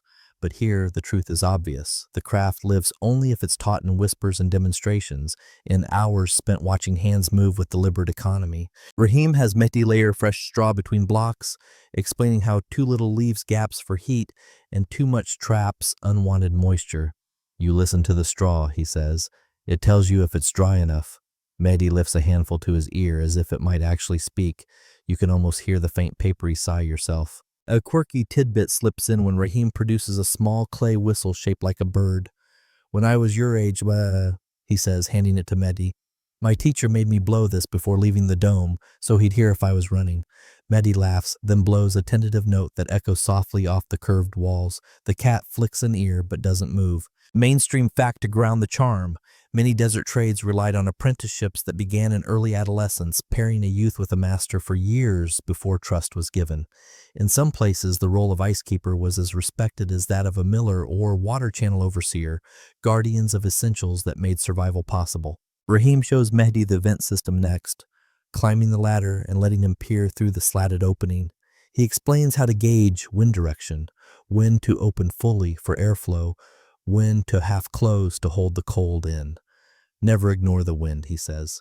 It's your friend or your thief. Then they move to the drainage channels, where Rahim pours a little water to demonstrate the slope. If you hear this too much, he warns, you have a leak or a melt. The sound of trickling water, usually pleasant, takes on a new weight in your ears. By midday, Mehdi's tunic is dusted with straw, and his cheeks are flushed with pride. Rahim has him record today's work in a practice ledger, neat rows of symbols for ice moved, straw added, blocks used. His handwriting is shaky, but the columns are straight. Rahim nods approval.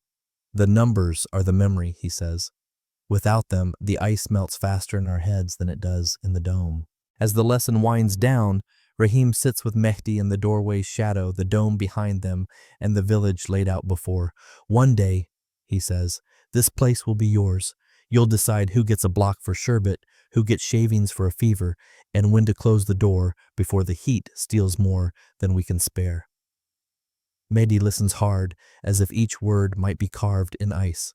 The cat wanders out and curls against Mehdi's ankle. He looks down at it, then at Rahim. And I keep the cat? Rahim chuckles. The cat keeps you. You leave them there. Teacher, apprentice, and feline auditor, knowing the cold in that dome is more than frozen water. It's a lineage, a skill carried in muscle memory and careful eyes, passed like a torch that burns frost instead of flame. Morning opens like a purse cinched and loosed, and coins begin to talk. You slip into the marketplace, where shade cloths ripple overhead, and the lanes smell of cardamom, singed sugar, and the tinny promise of brass. Here, coolness isn't a miracle. It's inventory. The sherbet sellers have rolled their carts into a shallow, crooked street that seems designed for gossip to pool in the corners. Each cart is a small theater, copper basins nested in felt-lined trays, sticks of cinnamon stacked like tiny scrolls, and the discreet bulge of straw-wrapped ice resting under stitched leather, winter smuggling itself into commerce like a polite contraband.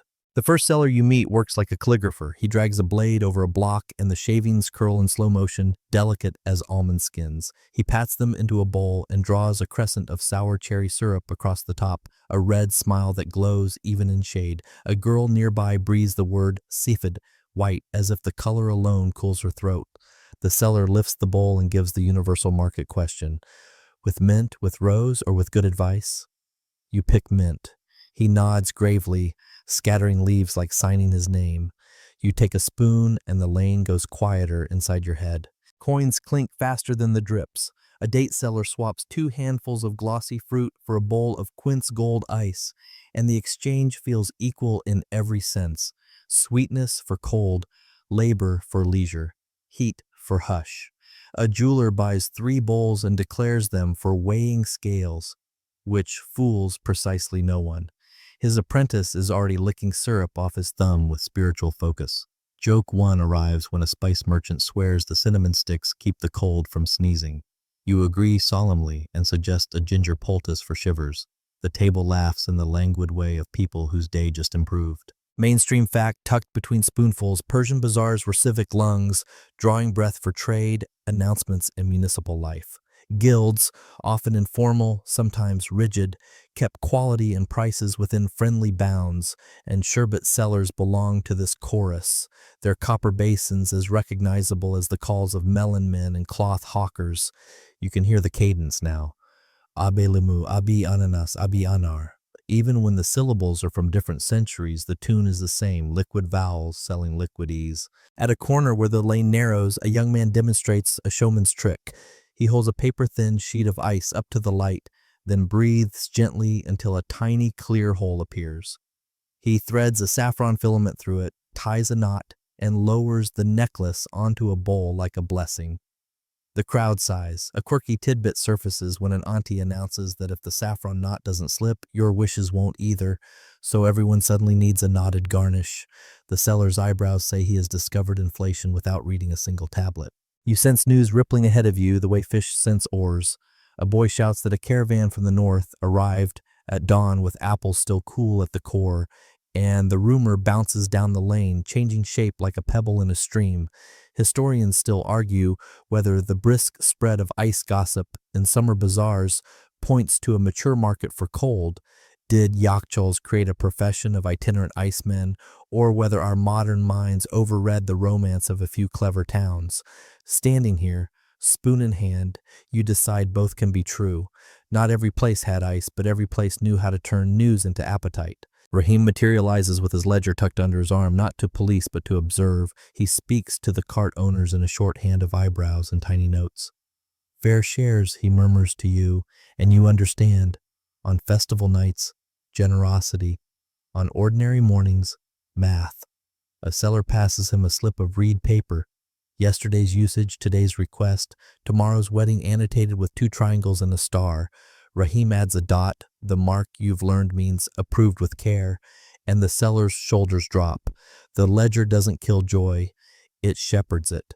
The cat, yes, that bureaucrat of bliss, pivots between carts, tail-like punctuation.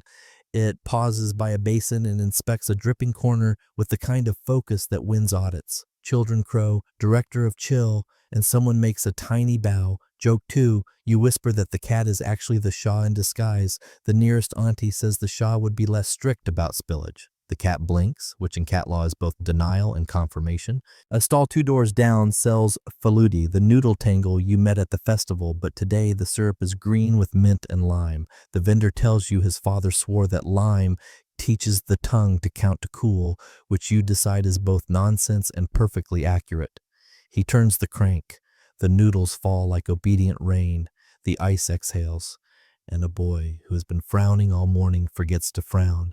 Past him, a herbalist lays basil seed drink in the shade, the pearls suspended in clear water like constellations thinking about their chores. A clerk from the scribe's stall, possibly a cousin of our Greek tablet warrior in spirit if not in passport, buys 2 cups and 2 bowls and declares them for archival work. You watch him slurp joyfully and consider the state of archives with sticky fingers. Historians still argue whether clerks were the first influencers. You decide their handwriting alone qualifies them for the title. You linger at a narrow cart where a woman sells ice stamps, little tin tokens pressed with pears, stars, and pomegranates. They're not money, they're markers for prepaid bowls, useful for weddings or for sending a bowl to a neighbor who won't leave a sick room. She presses one into your palm, a pomegranate, of course, and says, for returns, as if kindness expects change but never demands it. You add it to your pocket where the fish token and the old peel live, a tiny museum of weather bribes. A small disturbance flutters in with a pair of youths arguing about flavor supremacy, rose versus sour cherry. A veteran seller raises a ladle. Peace, he orders, and drips one onto the other. Argument settled. The crowd applauds as if diplomacy just discovered sherbet. Joke 3 lifts its head when you suggest a ministry for syrups. Rahim, passing, says he would serve only if the cat is prime minister. The cat chooses that moment to jump onto a folded felt and sit like a wax seal. Case closed. Mainstream note, steadied and soft. Coins change hands. Dirhams of silver if it's a good week. Copper fulus if it's an ordinary morning. And measures are verbal, tactile, relational. A bowl is the bowl in front of you. A generous bowl is an eyebrow lifted and an extra spoonful for a birthday you mentioned by accident. The market isn't a fixed scale. It's a chorus that stays on key because everyone listens. And still the drips. You start to hear them as metronome, a beat that sets pace for conversation. Women discuss a cousin's marriage over the soft hiss of ice touching copper. A mason brags about his new sarouj mix, more ash, smoother plaster. And 3 sellers instantly ask if the dome's outer skin could use a polite refresh. After harvest, Rahim says, and three heads nod the word after, holding a whole calendar of cool nights and stacked straw. You think of the envoys, their wax and wonder, and realize the market is the better report. It's where ice becomes verb, shaved, poured, bartered, blessed, argued, forgiven. Historians still argue whether these moments tell us about technology or about taste. You decide they tell you how a community rehearses being kind. Cold isn't hoarded, it's circulated. Even the gossip keeps the air moving. By noon, the lane brightens to brass, and shade turns into a prized commodity. Sellers tilt awnings a finger width to chase the sun. Bowls are tucked under cloth. The last curls of ice hiss discreetly into syrup and story. You carry your empty cup to the fountain, rinse it with a palm of Connaught water, and feel the same gratitude you felt the first time you leaned into the dome's breath. The cat escorts you to the edge of the lane, which you pretend is coincidence. Behind you, a seller sings a rhyme to close his stall, the notes twining into the grid of ropes and shade. Ahead, the village opens into the hour when work slows, and courtyards whisper. You pocket the pomegranate token and walk on. The market's chill, still threading your ribs like a quiet string someone tugged gently and tied. Afternoon leans toward gold, and the road out of the village hums with preparations. You follow Rahim along the packed earth toward the hills, where the old caravan route still threads between weather-smooth stones. Today the Yakhchal's ice will travel, not far, but far enough to remind you how precious moving cold can be in a land that seems to swallow it whole. Two donkeys stand tethered under a fig tree, each with a woven pannier draped in thick felt. The felt is damp to the touch, the kind of cool that makes your fingertips linger. Inside each pannier is a clay jar sealed with waxed cloth. The jars hold chipped ice layered with crushed herbs so the meltwater will taste faintly of mint and fennel when it reaches its destination. A small crowd is gathered, not just to help load, but to send off the cargo as if it were royalty going on a goodwill tour. Historians still argue whether ice deliveries like this were routine for small villages or reserved for special occasions. The records are inconsistent, peppered with anecdotes of summer weddings with snow in the sherbet, and royal picnics beneath the cedar shade with ice from the south. Here it feels ceremonial but practical, an errand wrapped in a little pageantry. Rahim checks the seals on the jars, then nods to a lanky young man named Kamran, who will walk the donkeys to the neighboring settlement. It's only half a day away, but the route crosses an exposed stretch of sand where the wind can turn hot without warning. Kamran wraps a scarf over his head and neck, then tucks a small brass cup into his sash. For tasting, he says with a grin, though Rahim replies, for checking, not drinking. The crowd laughs. First joke accounted for. A quirky tidbit emerges from Parisa, who's come to see them off. She remembers her grandmother telling of a time when ice was sent to a sick child in the next village, but by the time it arrived, it had melted into the coldest, sweetest water anyone had tasted. The child recovered, and ever since, her family calls any unexpected kindness meltwater. She pats one of the jars as if to bless it. You fall into step beside the caravan as it sets out. The donkeys move with that resigned steadiness of creatures who have carried everything from figs to firewood and know not to rush. Their hooves crunch over gravel, then sink into softer sand. The sun glances off the jars through the weave of the panniers, making the felt look like it's hiding treasure, which, in truth, it is.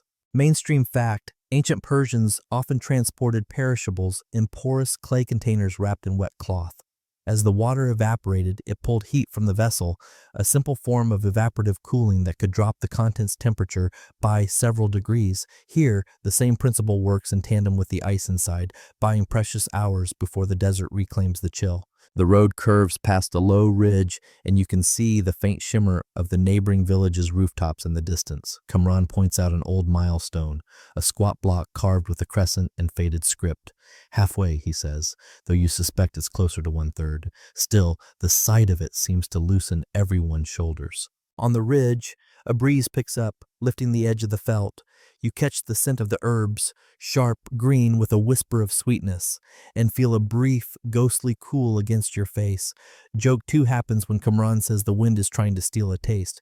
You suggest charging it for delivery, and he agrees, provided the wind can pay in figs. The final stretch is slower, the path narrowing between stone walls that guide you into the heart of the other village. People are waiting, Word has traveled ahead as it always does. Children cluster near the donkeys, trying to peek into the panniers. An elder steps forward with a ladle and a clay bowl, dipping into the first jar with careful ceremony. He pours a little into the brass cup and hands it to Kamran. Kamran sips, then nods. Cold, he says simply, and the crowd exhales as though they've passed an exam. The jars are carried into a shaded courtyard where sherbet glasses are already lined up on a low table. Mint sprigs and lemon slices float in waiting pitchers. Soon the chipped ice clinks into the glasses, the herbs release their scent, and the first sips are met with murmurs of appreciation. Joke 3 arrives when a boy declares it snow in a cup, and his sister replies, "No, it's summer pretending to be winter." You stay just long enough to see the first few glasses emptied, the ice doing its brief bright work. Then Rahim tugs your sleeve, time to head back before the sun drops too low. As you retrace your steps, you think about how far the ice traveled, how many hands touched it, and how even in melting it gave exactly what was needed. By the time you reach your own village, the light has gone honey-colored, and the dome casts a long, protective shadow over the earth. Somewhere inside, more jars wait for their own journeys. The evening light spills over the village like warm syrup, and the dome's shadow stretches into the lane, as if reaching for the last traces of day.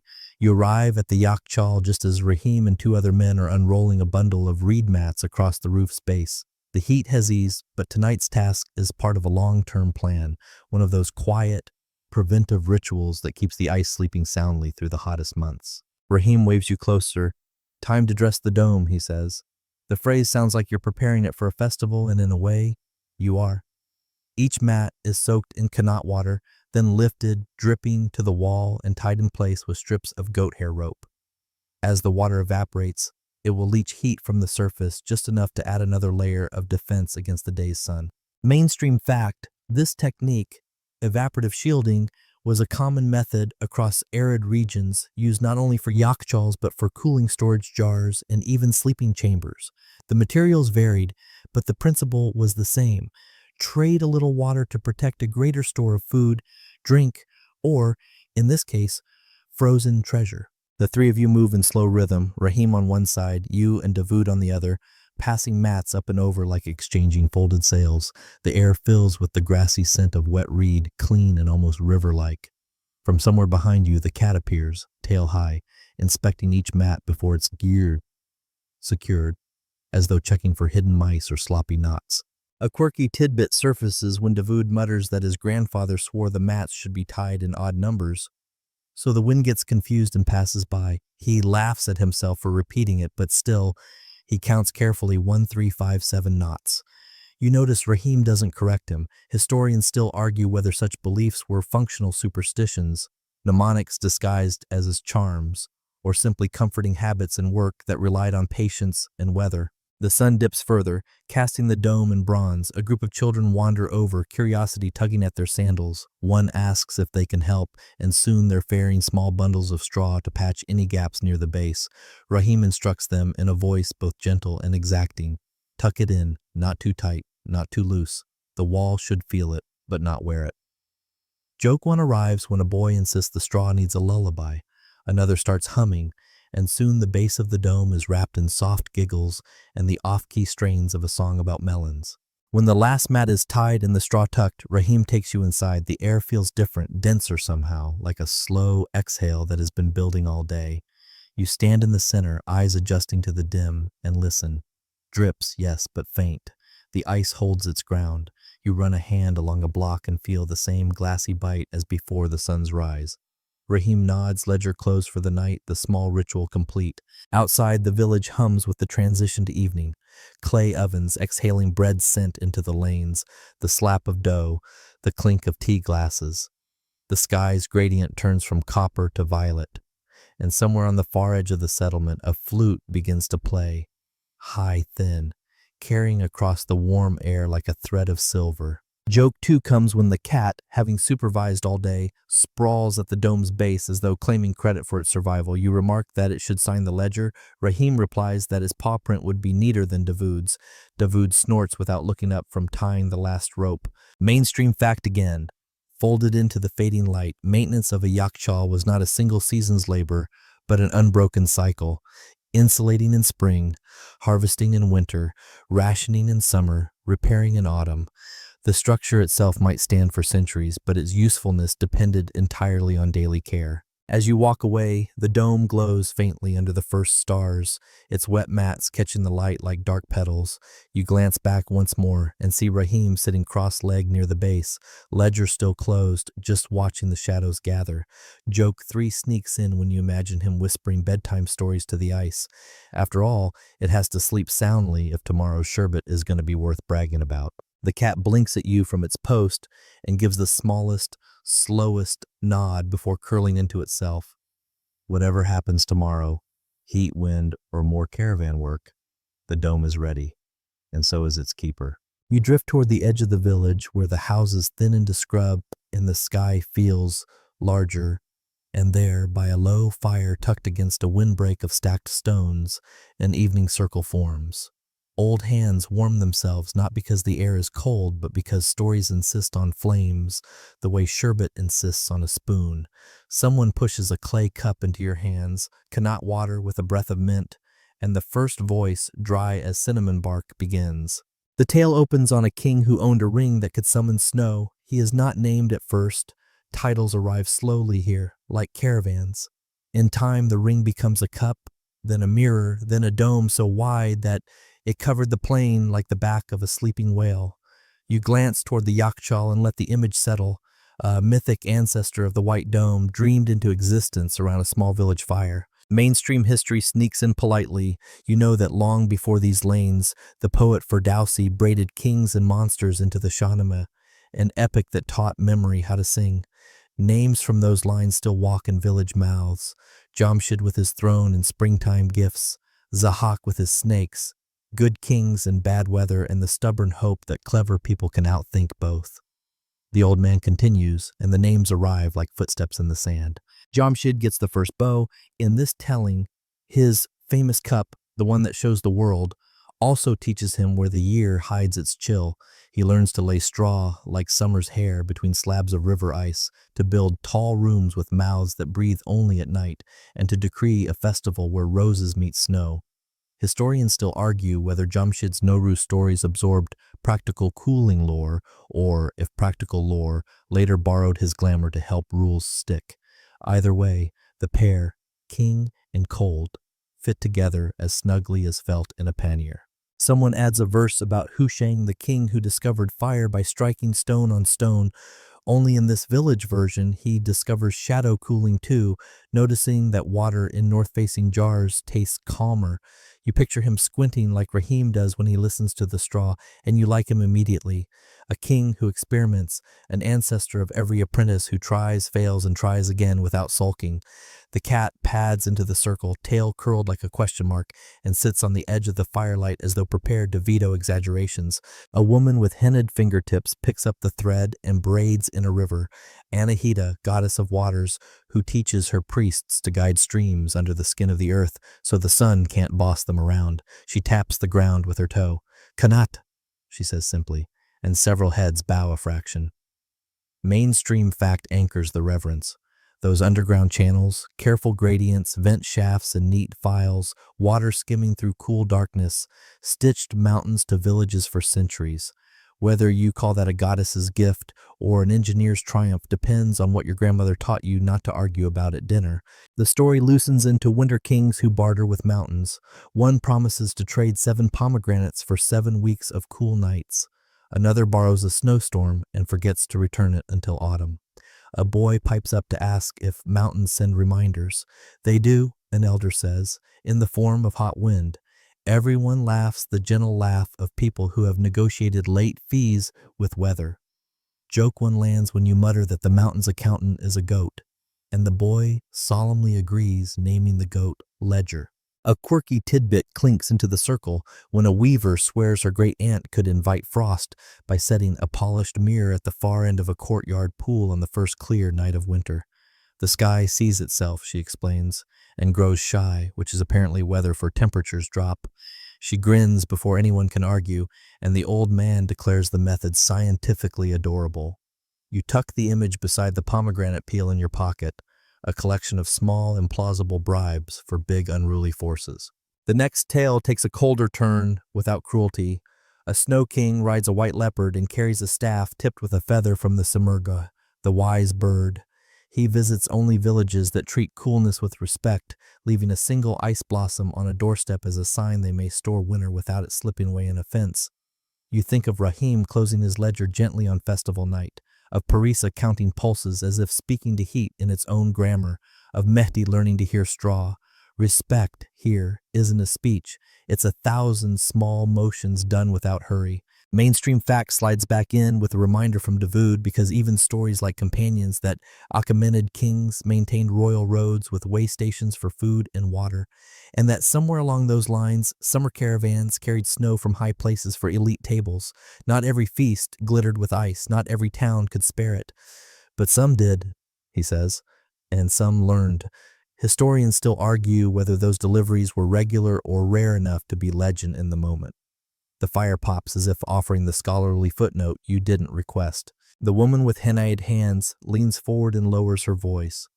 She tells of a snow court held underground during the worst summer memory, where elders judged which use of ice deserved punishment and which earned praise. Waste a block to cool wine for a boastful guest, a fine. Give shavings to a fevered child, a blessing. The sentence for a broken seal was to repair the straw bundles at dawn for a month, which is either justice or free labor, depending on how you feel about dawn. Joke 2 tiptoes in when someone asks whether cats were exempt. Unanimous assent is achieved with suspicious speed. You glance upward, the stars have sharpened, and a breath of air slides along your cheek from somewhere high and tired. The circle listens to the quiet for a moment, then the oldest voice in it scratches up a name that tastes like stone and cold water. Gur-e-Safid, the White Pit, a legendary ancestor dome so deep it could store a blizzard without wrinkling. He claims there were tunnels so clever that even in the hottest noon a breeze moved through them slowly, like a thoughtful guest. Historians still argue whether terms like Yak and Chal were once metaphors, ice and pit as poetry before engineering, or if the poetry came after the pits were dug.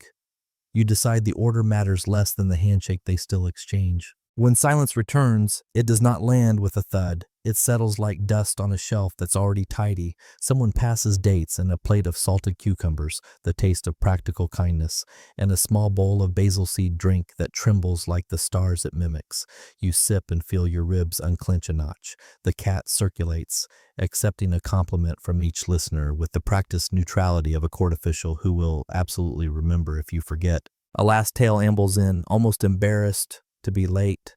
It insists that somewhere in the high valleys there's a snow king who isn't a king at all, but a mason, quiet as lime, patient as ash, who teaches his apprentices to build domes with walls thick with memories. He says the trick to keeping winter is to treat it as a guest who might stay, offer shade, a place to sleep, conversation in the form of tiny channels that never flood. You think of the drainage grooves, the way Rahim listens for the wrong kind of plink, the way Davoud ties his odd number knots. You think of the children humming straw to bed. The fire sinks into a bed of coals. Lamps are lit, then shielded, then turned, so their light doesn't nudge the dark too hard. Your cup is empty. Your pockets are museum crowded. Your head smells faintly of smoke and mint. Joke 3 arrives when the old man declares that if the Snow King arrives tonight, he'll be offered a bowl of sherbet and also the cat if he asks politely. The cat opens one eye in firm disagreement, then closes it, which is legally binding. When you stand, the Yakhchals dome looms beyond the last houses, pale as a thought you don't want to forget. The legends haven't replaced the day's labor, they have set it to music. You walk back along the lane hearing echoes. Jamshid's cup turned compass, Anahita's underground river, the mirror that persuades the sky to blush. The air has cooled by a hair. You notice the badger mouths on a nearby roof, black triangles against the violet sky, and you swear you hear them purr. You pass the dome and touch its wall, the mat's still damp, the sarouj still whispering patience. Inside, winter sleeps, which is to say it prepares. Outside, the village does the same. The stories keep their watch, as efficient in their way as ledgers and vents. Tomorrow will come with its own arithmetic. Tonight, you carry the gentle math of myth back to your pillow and ask your breath to count slowly. The night is deep now, and the village's noises have thinned to a few well-spaced sounds, the faint creak of a door, a cough swallowed by distance, the lazy scuff of a sandal across dry earth. You make your way toward the dome, drawn by the urge to see it one last time before sleep claims the village entirely. The moon is low, a silver slice just fat enough to light the edge of the Yakhchal's curve. In the soft glow, it looks less like a structure and more like a giant sleeping creature curled into the earth. You run your hand over its surface. The damp reed mats are cooler now, the water inside them long since stolen by the night air. The sarouj beneath feels as unyielding as stone but warmer, somehow, for having worked all day to keep the inside cold.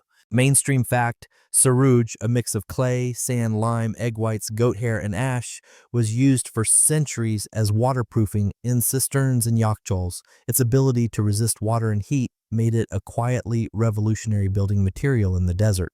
Historians still argue whether the exact proportions varied intentionally by region or simply evolved through trial error and whatever was on hand that year. Here, it's just right, and nobody wastes time measuring more than they have to. You slip inside through the low door, ducking your head. The change is immediate. Your skin prickles, your breath fogs just faintly. The darkness feels thick, but your eyes catch the faintest glint off the ice blocks stacked in their tiers. They sit there in perfect stillness, as if holding their breath. You listen. One slow drip in the far corner, the muffled sigh of straw shifting ever so slightly. Rahim is here too, sitting cross-legged on a small rug with the ledger open in his lap. By the light of an oil lamp, he writes the day's final notes. Mats tied, caravan returned, ice holds. His handwriting is slow, the pen scratching as if the ink prefers not to hurry either. When he looks up, there's no surprise, just the knowing glance of someone used to late-night visits from curious souls. Joke one arrives when he says, "Checking in on the ice or on me?" You tell him both, and he chuckles, turning back to the ledger. He gestures for you to sit, so you do, feeling the cool seep into your bones in the most pleasant way. In here, time has the texture of thick cloth, dense even, muffling the sharpness of the outside world. A quirky tidbit floats into conversation. Rahim remembers a year when a mouse took up residence in the dome. Rather than chase it out, the village left a little pile of wheat husks in the corner. "We figured," he says, "if it survived the cold, it deserved the room." You imagine the mouse as a miniature ice keeper patrolling tiny corridors between the straw. The two of you sit without speaking for a while. Somewhere far above, the wind shifts and finds the vent. A breath of fresher night air drifts down and across your face. Joke 2 comes when Rahim tilts his head toward the vent and mutters, "Wind tax collector." You suggest telling it the ice is out on loan, and he nods solemnly as if that might actually work. Mainstream fact returns as Rahim closes the ledger and explains that some Yakhchals were still in use into the 20th century, even as electric refrigeration spread. In remote places, they remained more reliable than machinery.